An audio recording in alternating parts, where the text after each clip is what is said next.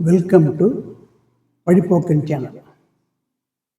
ஒரு கல்யாண ரிசப்ஷன், அதில் மணமகனும் மணமகளும் மாலையும் கருத்துமா நிற்கிறாங்க. அப்போ ஒரு இளைஞனும் ஒரு சின்ன பொண்ணும், ஒரு அழகான ஒரு பொண்ணும் வராங்க. நிறைய பேர் கையில் பரிசு பொருட்கள் நிற்கிறாங்க, வசூல் நிற்கிறாங்க. அப்போ அந்த இளைஞனும் அந்த பொண்ணும் நேராக அந்த மணமகன்கிட்ட வாட்டு சொல்கிறாங்க. அந்த பொண்ணு அவருக்கு ப்ரைஸ் கொடுக்குது, கிஃப்ட். அப்போ அந்த பொண்ணு போன அப்புறம் இந்த மணமகன் கூப்பிடுறாரு, டேய் வாடா. அந்த பையன் மணமகனோட தம்பி. மணமகன் கேட்குறாரு, யாரா அது? அதெல்லாம் உனக்கு தேவையில்லை, பேசாமல் நில்லு. இவர் நான் ஏற்கனவே 2, இந்த 3ஆம் உனக்கு அப்படிங்கிறாரு மணமகன் தன்னுடைய தம்பியை பார்த்து. சரிங்களா? இது அப்படி இருக்கட்டும். இப்போ மணமகள் பார்க்குறான். அப்போ மணமகள் பார்க்குறாங்க. அப்போ ஒரு அழகான ஒரு பொண்ணு, ஒரு நல்ல ஒரு ஸ்மார்ட்டான ஒரு பையன் கூட பக்கத்தில் வரா, இன்ட்ரடியூஸ் பண்ணுறான். இது என்னோடய ஃப்ரெண்டு அப்படின்னு. அப்போ அந்த பையனும் போயிடுறான். அப்போ இந்த மணமகள் கூப்பிட்றா, எங்கள் வாடி அப்படின்னு. என்னடி யாரடி இவன்? இங்கே போகணுங்கடி அப்படிங்க. நீ பேசாமல் நில்லு, அதெல்லாம் உனக்கு தேவையில்லை. யார்? மணமகளோட தங்கை. சரிங்களா? இப்போ மணமகனுக்கு ஒரு தம்பி, அவனுக்கு 2 லவர்ஸ், 3 இருக்கட்டும். மணமகளுக்கு ஒரு தங்கை, அவளுக்கு 2 லவர்ஸ். சரிங்களா? இப்போ மணமகன் பக்கத்தில் இன்னொருத்தர் வரார், ஒரு இளைஞன் வரான். டேய் உன் எக்ஸ் வருதுடான் அப்படின்னு சொல்கிறான். அப்படியா, வரட்டும் பார்க்கலாம் அப்படின்னு ஒன்று. அந்த வரிசையிலேயே ஒரு பொண்ணும் ஒரு இளைஞனும் கையில் கிஃப்டோட வராங்க. இவங்களுக்கு கிஃப்ட் கொடுக்குறாங்க. கொடுத்துட்டு அந்த பொண்ணும் அந்த இளைஞனும் போகிறாங்க. போன உடனே அந்த மணமகனோட ஃப்ரெண்டை கூப்பிட்றான். இவன் யாரா இவன் அப்படின்னு. இவன் மோகன். அப்படியா, பார்க்கலாம், எத்தனை நாளைக்கு ஓடுது அப்படின்னு. யார்? மணமகன் தன்னுடைய எக்ஸ் காதலியோட லவ்வரை பார்க்க போன அப்புறம் சொல்கிறான். சரிங்களா? அப்போ இங்கே மணமகள் என்ன பண்ணுறா, பார்க்குற. அப்போ அந்த ஹாலுக்கு ஒரு இளைஞன் ஒரு பொண்ணோட வரான், மறுபடியும் வேறு. வந்த உடனே பக்கத்தில் இருக்கிற அந்த மணமகளோட தோழி சொல்கிறா, உன் எக்ஸ் வந்துட்டாண்டி, இவனை யாருக்கு நான் கூப்பிட்டா அப்படி சொல்லிட்டு இருக்கிறப்பவே அந்த இளைஞன் தன்னுடைய லவ்வர் ஃப்ரெண்டோட இந்த மணமகளுக்கு கிஃப்ட் கொடுக்குறா.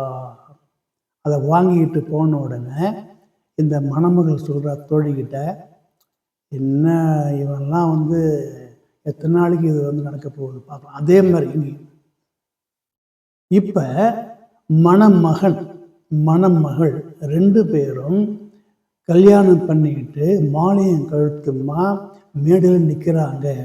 ஆனால் அவங்களோட எண்ணங்கள் மணமகளோட ஒரு வாழ்க்கையை தொடங்க போகிறோம் என்பதில் சிறிதும் இல்லை. தன்னுடைய எக்ஸ் லவர் அவனுக்கு யார் ஒரு பொண்ணு, இவளுக்கு யார் ஒரு பையன் லவர். இதில் அவங்களோட குணம் புத்தி போயிட்டுருக்கு. அப்போ சுவிஷர் அந்த மாதிரி இருக்கு. இப்போ ஒரு ஜென்டில்மேன் வராரு.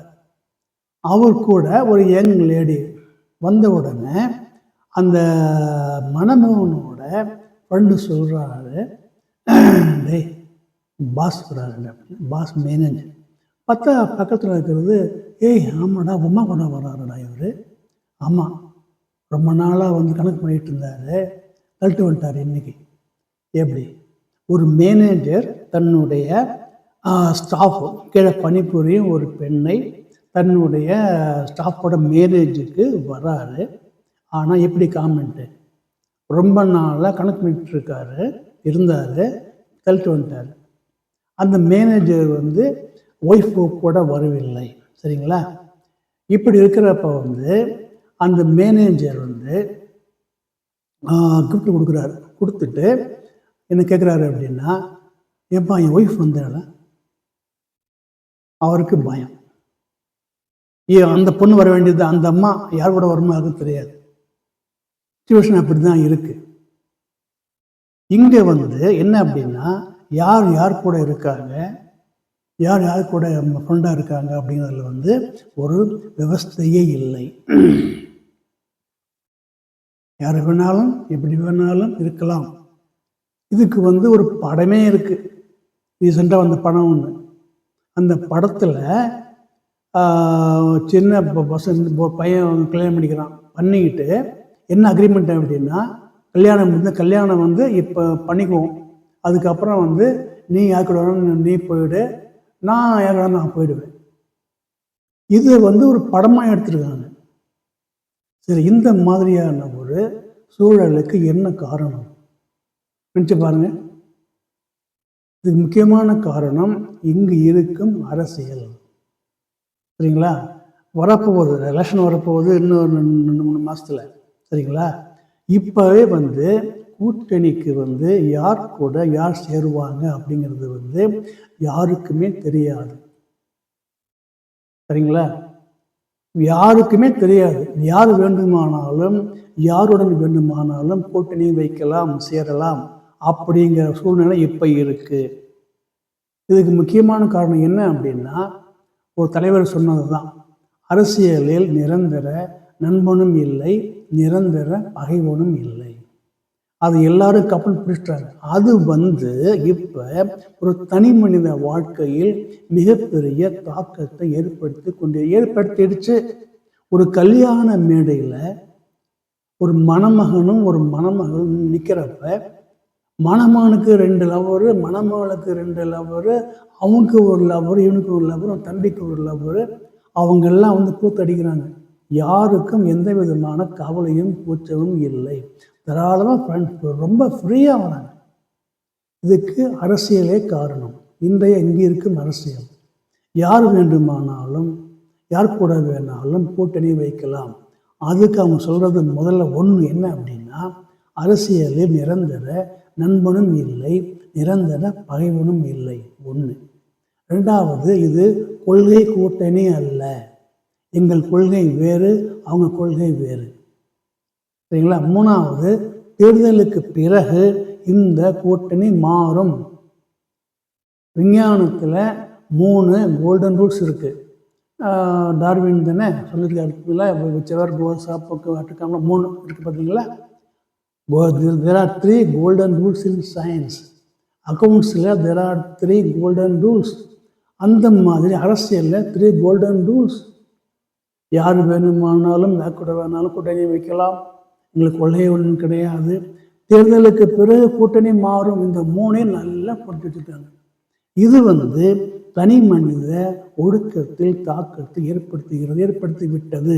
இதற்கு யார் பதில் சொல்லுவாங்க? இதுக்கு ஒரு கல்யாண ரிசப்ஷனில் சொந்தக்காரங்க ஃபங்க்ஷன் இருக்கிற அந்த ஒரு கூட்டத்தில் கேதரிங்கில் கூச்சமே இல்லாமல் பயமே இல்லாமல் எல்லாரும் வர்றாங்க, அவங்கவுங்களுக்கு அவங்க லெவல் இருக்காங்க அப்படின்னா இது என்ன காரணம்? யாருக்கும் கொஞ்சம் கூட பயம் கிடையாது. தன்னோட எஸ் லவர் வந்திருக்காளே, ஒய்ஃப் வந்திருக்காளே அப்படின்னு மணமகனுக்கு கவலையே கிடையாது. தன்னோட லவர் வரானே, நம்ம ஹஸ்பண்ட் இருக்கானே, பார்த்தா தப்பாக நினச்சிப்பானுங்கிற கவலை கொஞ்சம் கூட அந்த பொண்ணுக்கு இல்லை. இதற்கெல்லாம் காரணம் இன்றைய அரசியல், இங்கு இருக்கும் அரசியல். இது வந்து எப்படி மாறப்போகிறது தான் கிடையாது. ஜனநாயக நாட்டில் எல்லாமே யார் வேணும் கட்சி ஆரம்பிக்கலாம், யார் வேணாலும் சொல்லி நிற்கலாம், யார் வேண்டுமானாலும் மேற்கூட வேணாலும் கூட்டணி வைக்கலாம். ஆச்சுங்களா?